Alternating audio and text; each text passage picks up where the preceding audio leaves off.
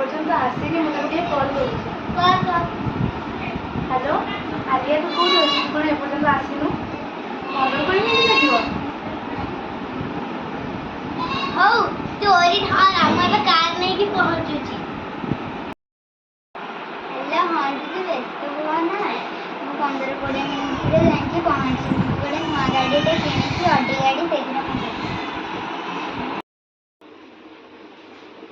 15-20 minute ଲାଗିବ ଯେ ଆଉ ବେଶୀ ଟାଇମ୍ ଲାଗିବ?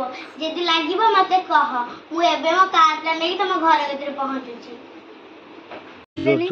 ଆରେ କୁଆଡ଼େ ଗଲେ 2 ଜଣ? ଏପର୍ଯ୍ୟନ୍ତ କ'ଣ ସେ 2 ଜଣ ଆସିଲେନି? ଆମେ ଗାଡ଼ି ସେତେବେଳେ ରେଡି କରି ବଇଛୁ, ସେ ଆସିଲେନି। ଚାଲ ଆମେ ଯିବା।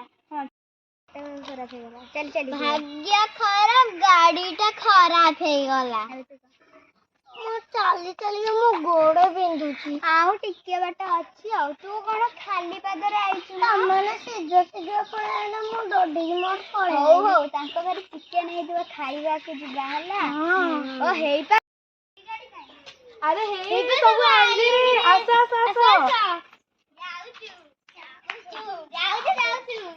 ଯାଉଛୁ। ଆରେ ତମେ ପରା ତମ ଓଡି ଗାଡ଼ିରେ ଆସୁଥିଲ। ଆମ ଗାଡ଼ିଟା ବାଟରେ ଖରାପ ହେଇଗଲା ବୋଲି ଆମେ ଚାଲିକି ଆଇଛୁ। ଏତେ ଭାଗ୍ୟ ଖରାପ ଯେ ଜୋତା ବି କିଏ ଆଣିନି। ଓହୋ, ତମେ ଏବେ ସବୁ କେମିତି ଅଛ? ଭଲରେ ଅଛ ନା?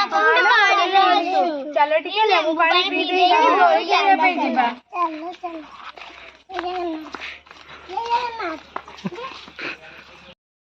ଛୁଆଗୁଡ଼ା କେତେବେଳୁ ଆଇଲେଣି? ଲେମ୍ବୁ ପାଣି ନେଇକି ଟିକେ ଦେଇଦଉଛି। ପିଲାମାନେ ଦିଅ, ସବୁ ପିଇ ଦିଅ। ମୁଁ ଏଇଟା ପିଇବି। ଧର। ମୁଁ ଏଇଟା ପିଇବି।